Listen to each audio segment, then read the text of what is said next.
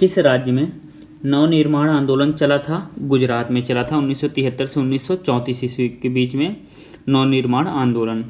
भारत में नई आर्थिक नीति कब अपनाई गई थी? भारत में नई आर्थिक नीति 1991 में अपनाई गई थी। भारत में नई आर्थिक नीति किसके काल में अपनाई गई थी? भारत में नई आर्थिक नीति पीवी नरसिम्हा राव के शासनकाल में अपनाई गई थी। वह नीति थी एलपीजी मॉडल था। अगला है, रूस में साम्यवादी क्रांति कब हुई थी? रूस में साम्यवादी क्रांति 1917 में हुई थी। अर्थव्यवस्था में स्थिर ऊपरी लागत का अर्थ क्या होता है? तो स्थिर ऊपरी लागत का अर्थ होता है कि मांग के साथ न बदलने वाली लागत। राष्ट्रीय आय की गणना में नहीं माना जाता। क्या नहीं माना जाता? महिलाओं द्वारा घरेलू कार्य, महिलाएं जो घर का काम करती हैं उसको राष्ट्रीय आय में नहीं गिना जाता है। भारतीय संविधान का कौन सा अनुच्छेद विधेयक की परिभाषा देता है? भारतीय संविधान का कौन सा अनुच्छेद विधेयक की परिभाषा देता है? अनुच्छेद 110। किन स्थितियों के अंतर्गत संसद का एक सदस्य निर्हित किया जा सकता है, यानी कि सदस्यता रद्द की जा सकती है? तो जवाब है यदि वह भारत सरकार के अधीन किसी लाभ के पद धारण करता हो, कोई लाभ का पद धारण करता हो, यदि किसी भी कानून द्वारा अयोग्य घोषित किया गया हो, यदि वह उन्मुक्त दिवालिया हो। दिवालिया का मतलब क्या है? जो लोन वगैरह लिया है वो पैसा चुकाने के काबिल नहीं है। इलाहाबाद का पुराना नाम क्या था? प्रयागराज। अब सवाल यह होना चाहिए कि प्रयागराज का पुराना नाम क्या था? इलाहाबाद। दिल्ली के किस सुल्तान ने कुछ अनाज की कागजी मुद्रा की तरह टोकन मुद्रा किसने चलाई थी? मोहम्मद बिन तुगलक ने चलाई थी कागजी मुद्रा की तरह टोकन मुद्रा। बंगाल का विभाजन किस वर्ष रद्द कर दिया गया था? 1911 में बंगाल का विभाजन रद्द कर दिया गया था। मध्यकालीन भारत में जामदानी बुनाई का सबसे महत्वपूर्ण केंद्र कौन सा था? ढाका, बांग्लादेश। प्रार्थना समाज किस धर्म के अंतर्गत एक सुधार आंदोलन था? हिंदू धर्म। बॉम्बे हाई अपने किस धरोहर के लिए जाना जाता है? बॉम्बे हाई अपने किस धरोहर के लिए जाना जाता है? तो पेट्रोलियम के लिए जाता है, वहाँ से पेट्रोलियम निकाला जाता है। एक विद्युत रूम हीटर की कुंडली को क्या कहा जाता है? तो तत्व कहा जाता है। पेचिस या मलेरिया जैसी बीमारियां किसके द्वारा होती हैं? तो एक कोसी प्रोटोजोआ के कारण होती हैं पेचिस व मलेरिया जैसी बीमारियां। ऑक्सीजन युक्त हवा को शरीर में लेने की प्रक्रिया को क्या कहते हैं? श्वसन कहते हैं। ऑक्सीजन युक्त हवा को शरीर में लेने की प्रक्रिया को क्या कहते हैं? श्वसन कहते हैं। जब उत्पादन का स्तर शून्य होता है तब स्थिर लागत होती कैसी होती है? धनात्मक। किस बाजार में महत्व होता है? एकाधिकार बाजार में सभी का महत्व होता है। राष्ट्रीय आय का अध्ययन होता है किसके अंतर्गत? समष्टि अर्थशास्त्र के अंतर्गत राष्ट्रीय आय का अध्ययन होता है। भुगतान शेष में क्या शामिल होता है? भुगतान शेष में दृश्य मदें शामिल होती हैं, अदृश्य मदें शामिल होती हैं और पूंजी अंतरण शामिल होता है। दोहरी गणना की समस्या किस विधि में होती है? उत्पाद विधि में दोहरी गणना की समस्या होती है। सिलिकॉन को पी प्रकार अर्धचालक बनाने में कौन सा अपमिश्रक उपयुक्त नहीं हो सकता है? तो पी फॉस्फोरस का उपयोग नहीं किया जा सकता है। बृहद उत्पादन पद्धति से बनी विश्व की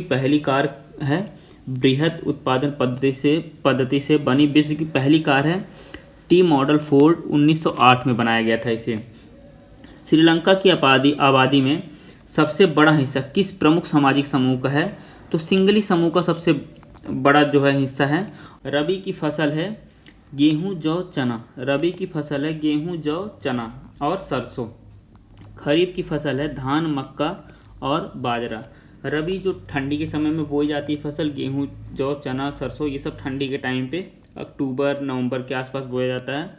और खरीफ की फसल जो बरसात से पहले बोया जाता है, धान मक्का बाजरा ये सब बारिश से पहले बोया जाता है या फिर बारिश के समय पे बोया जाता है। सबसे अच्छा लौह अयस्क कौन सा? सबसे अच्छा लौह अयस्क मैग्नेटाइट, हेमाटाइट, लिमोनाइट और सीडेराइट है। किस पड़ोसी देश में मानव विकास के लिहाज से किस देश की स्थिति भारत से बेहतर है? श्रीलंका की स्थिति भारत से बेहतर है मानव विकास के लिहाज से। उस कानून का नाम बताइए जिसके अंतर्गत ब्रिटिश सरकार ने मक्का के आयात पर प्रतिबंध लगा दिया था। तो कॉर्न लॉ नियम था उस टाइम पे, जो 1815 से 1846 तक था। रेशे वाली फसल कौन सी है? तो पर्सन रेशे वाली फसल होती है। बेल्जियम में सामान्य रूप से कौन सी 2 भाषाएं बोली जाती हैं? बेल्जियम में सामान्य रूप से फ्रेंच, सामान्य रूप से कौन सी 2 भाषाएं बोली जाती हैं? फ्रेंच। धन को राजनीति से कभी भी अलग नहीं किया जा सकता, ये शब्द किसने कहा? महात्मा गांधी ने कहा था। सर्वाधिक मैग्नीज उत्पादक राज्य कौन सा है? ओडिशा है। सामान्यतः किसी देश का विकास किस आधार पर निर्धारित किया जा सकता है? सामान्यतः किसी देश का विकास प्रति व्यक्ति आय, औसत साक्षरता और लोगों के स्वास्थ्य पर निर्धारित किया जा सकता है। कौन सी बीमारी अमेरिका के लोगों के लिए घातक सिद्ध हुई थी? तो चेचक बीमारी जो है अमेरिका के लोगों के लिए घातक सिद्ध हुई थी। 1970 से 1973 के बीच में बेल्जियम के संविधान में कितने बार संशोधन किए गए थे? तो 4 बार संशोधन किए गए थे 1970 से 1993 के बीच में।